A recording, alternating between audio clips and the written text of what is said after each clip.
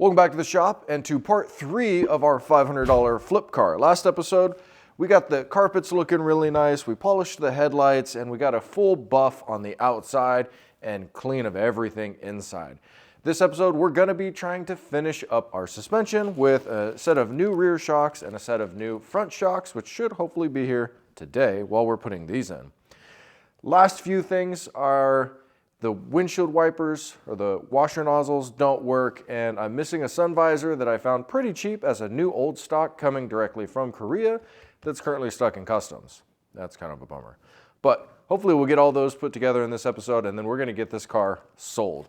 So let's get started with our rear shocks, which look like they're gonna be pretty easy. Checking our repair instructions, we got our Torx, and we have basically our design, how this is all gonna come apart here. Pretty easy. Pull the wheel, pull the 2 bolts off of the top, and our 1 bolt off of the bottom.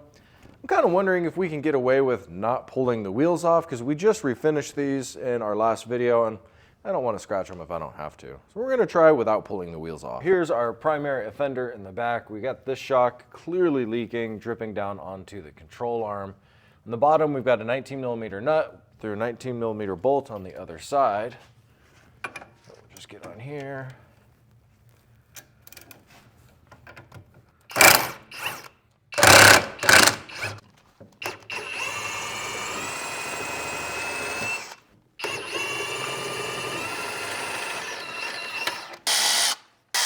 Here's where we'll find out if we'll get this out without pulling the tire. I was kind of looking at it in hindsight thinking that it was going to be tough. We might be able to drop it. Is the whole thing? Yeah, it's not in very good shape. Yeah, that would be the way to go right here. That's going to be tight. What about out the back? Nah, we're just going to pull the tire.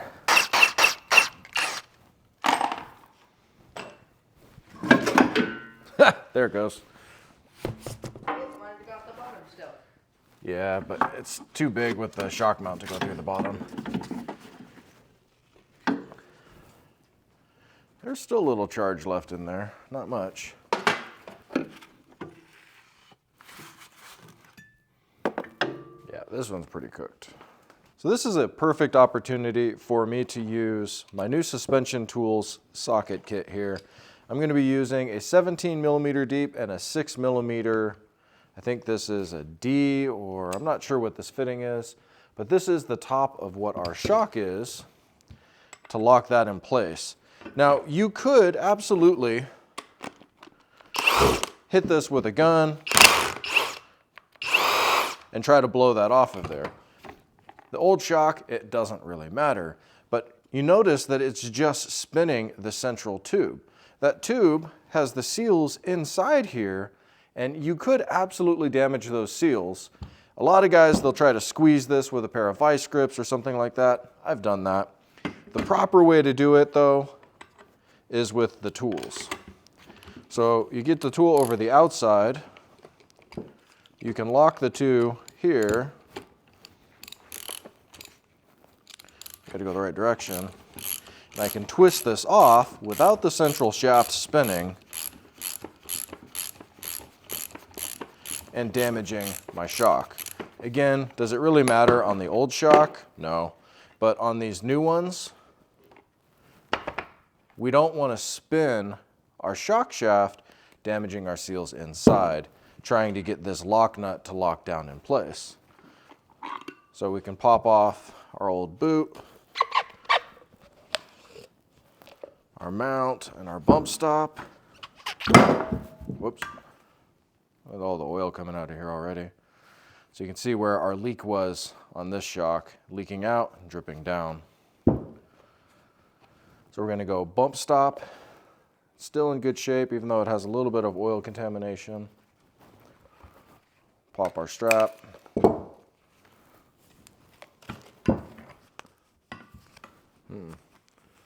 This little guy got jammed on there just a little bit.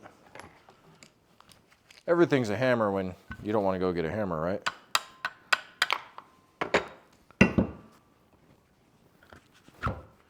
Bump stop. Top piece and then this piece goes over top of that. We gotta get the bump stop down a little further.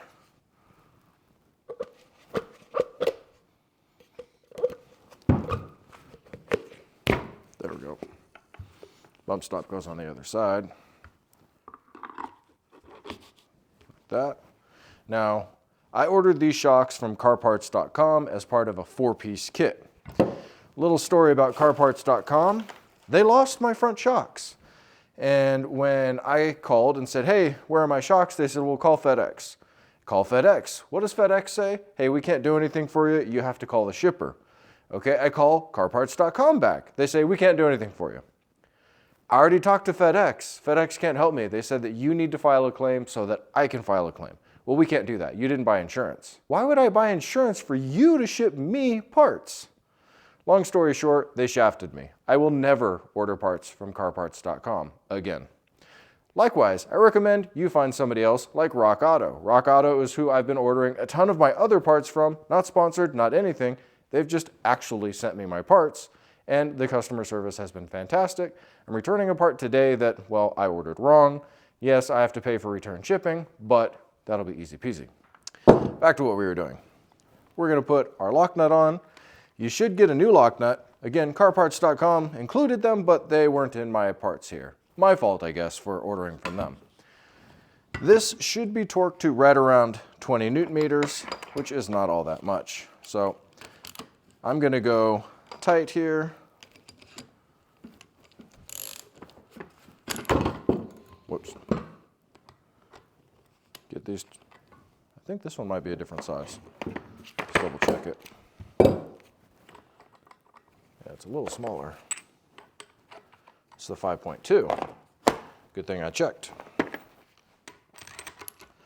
Nice thing about having all these bits and whatnot in this toolkit. Obviously, I'll have links to the toolkit and stuff that I use down below. But now I can tighten this down without fear of damaging my internal pieces.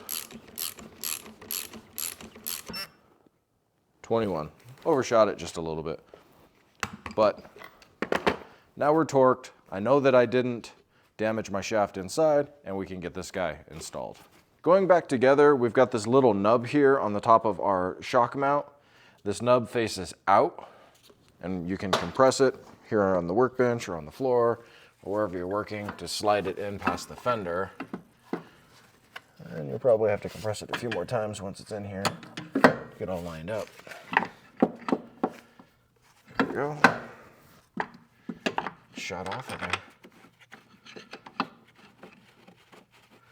And start your bolts by hand.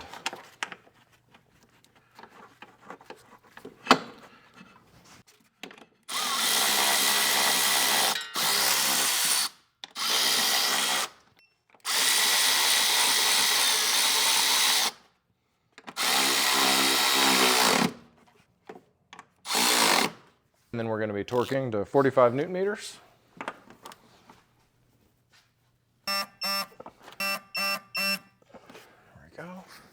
Use a jack, or in my case, a pull jack, to raise up your axle or your lower swing arm to get your bolt through.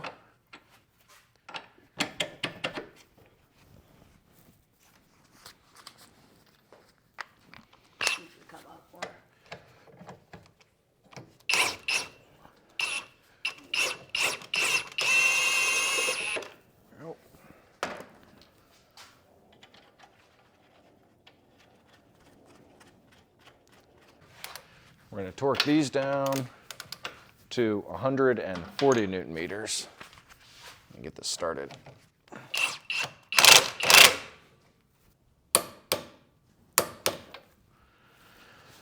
All right, and like everything else, I like to mark my torque. Then I know it's done. And if I ever see the car in the future, I'll know if it moved. Boy, don't these wheels look good?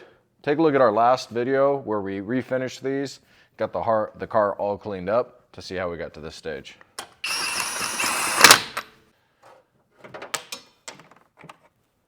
Nope, not when you're pushing against them. All right, that one's in. So this car came with no washer hoses, just with the hose hanging off in the corner here. So I picked up a new one at the junkyard. Get this one clipped back into place. Like that. And then on Amazon, I got a whole bag of these little retainers to lock the new hose into the hood. So here's our new pre-bent line with a Y built in to go into place.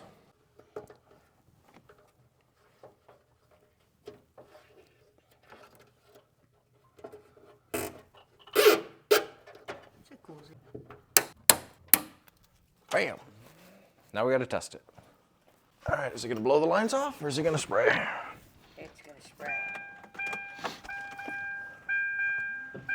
Ah! Hey, it sprays. It works good too. Like that was strong. That was an easy fix. So it's been a few days and our front struts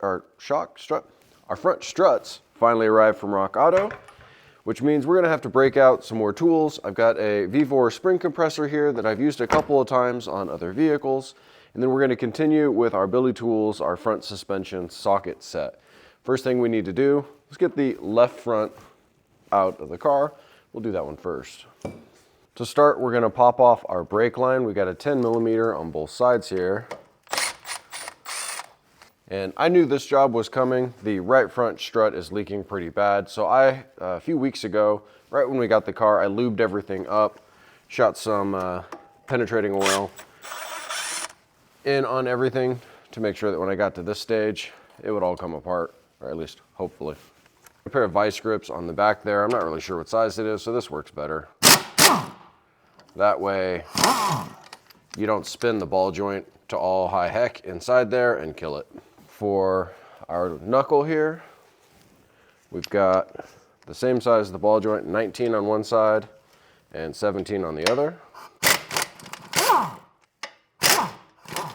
So when we pull our last bolt out of the knuckle, I don't want the knuckle to flop out or roll back or anything balancing on this lower ball joint. So what I did was I wrapped, man, my brain is not branding today, a bungee cord over here to the control arm. And then I'm going to tie it there. Hopefully this will give us a little stability. We'll get that guy off of there. There we go. Now we're also not pulling really heavily on the CV joint or rolling back on our brake cable or our brake line. Up top we have 3 14s. Make sure you put this plate back on in the same position. And before you pull your last bolt, brace yourself, hold on to it, because it's going to want to drop out.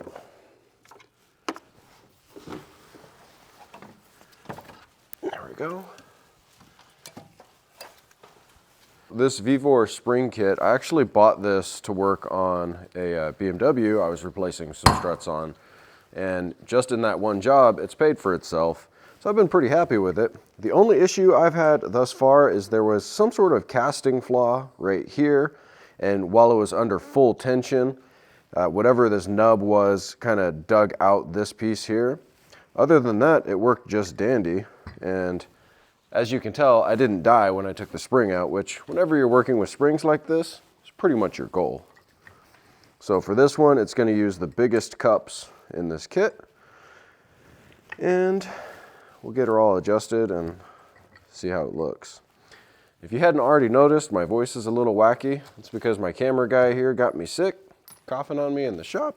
So now I'm trying to get over it. So my only complaint with this tool is something that would be really nice is if one of these mounts were larger with a big flat in it, that I could mount it in my vise and get it somewhere off of the workbench. Because I can't turn it with this facing down because this has to spin. And this is the part that slides. So it's just kind of funky to work with. But if I do it just like this, everything is free and out of the way. Don't put your hand over here because this guy is rotating. And I can squeeze it down. But it turns nice and free. I can see it pulling tension off of the spring.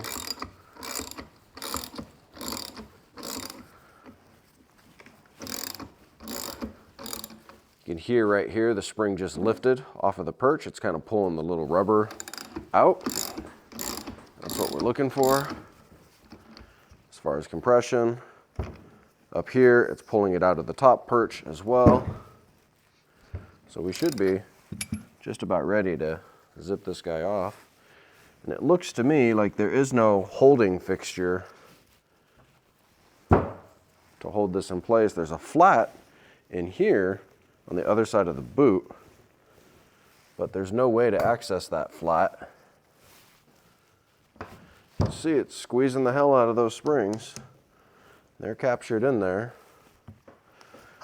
All right, camera guy, you come over here just in case something goes horribly wrong.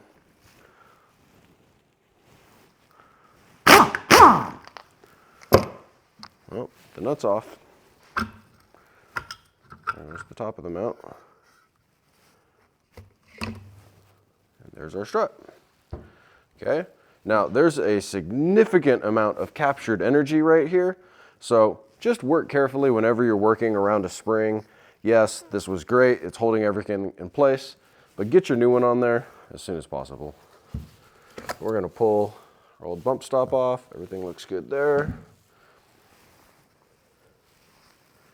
I'm gonna give this a light clean, and then we're gonna stuff our new strut. Alrighty. Pulled our little retainer off. This is a shipping retainer. Got our new nut. Got our rubber support for the bottom. Fits into our new shocks nicely. Got this flat up here. Now we line up this point with this point. Get our bump stop in there. Everything comes back out. You can put a little silicone on here if you needed. Or come on, some RTV to hold it down. Shouldn't be needed though. There we go. We cleaned up our bearing so that it spins nice and free.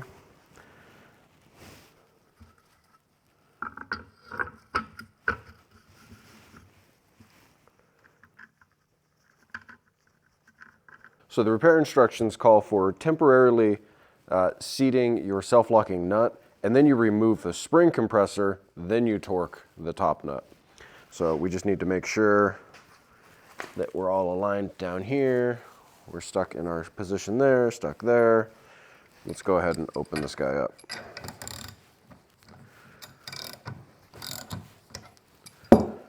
Before I do, I'm gonna throw a little lube on here as it's traveling backwards.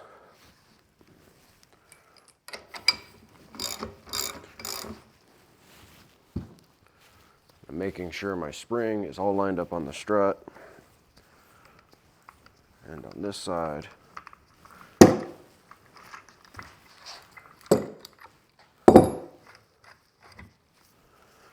you could use an electric drill or an air gun on here.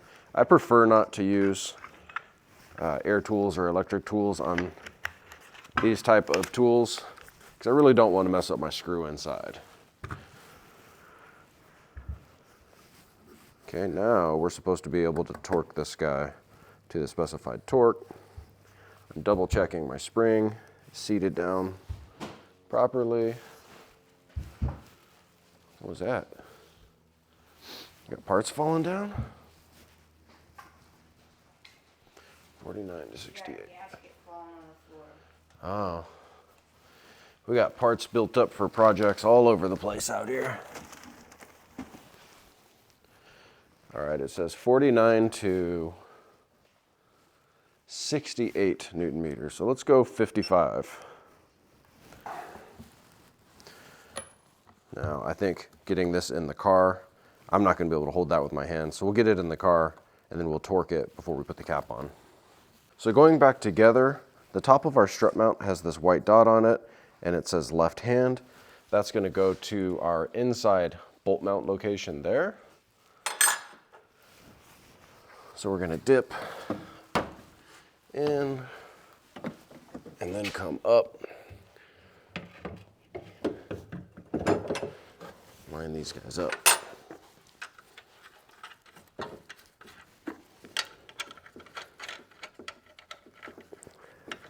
These guys are going to get torqued to 50 Newton meters. Right there. Right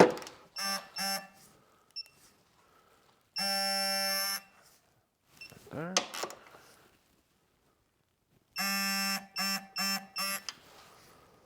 Never mind. And then our center, we're going to take up to the same point, since it has that variable torque. For our bottom bolts, we're going to go to 145 Newton meters. You got to kind of lift and twist and play with this to get this to line up. Thankfully, there's no camber adjustment or anything here to worry about.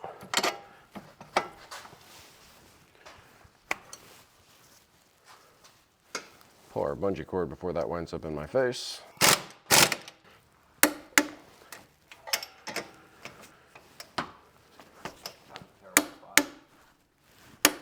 Yeah, not a lot of torque being applied there.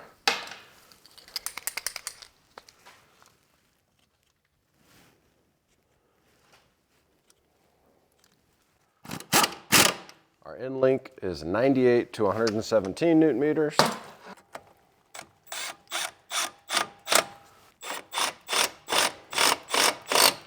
Feels like a whole new gun with this big battery on here.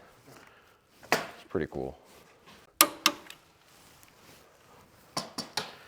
All right, and that's one shock done, easy peasy. You can see this shock here definitely doesn't have a lot of spring back left in it, kind of burbles as you're pushing on it. And this one, this was our main offender on the front that was leaking, just like we had one leaking in the rear. Well, we've put 53 miles on the shocks, testing them out, making sure that everything bumps, rides, clunks or not. And let me be honest, I was cruising down the freeway at not freeway speeds the other day, and this thing rides pretty darn good, 95,000 miles.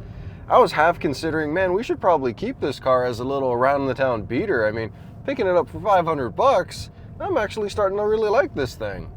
But it is what it is. We got to get this thing on the market, which will be in our next video to see exactly how much we've spent and how we did. I don't know how long it's going to take to sell. I actually listed it last night and I've only had one inquiry.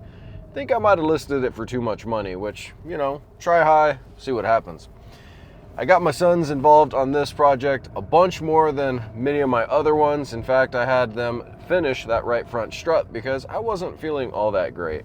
And they did a good job. Double checked all the torques and made sure everything was right on par.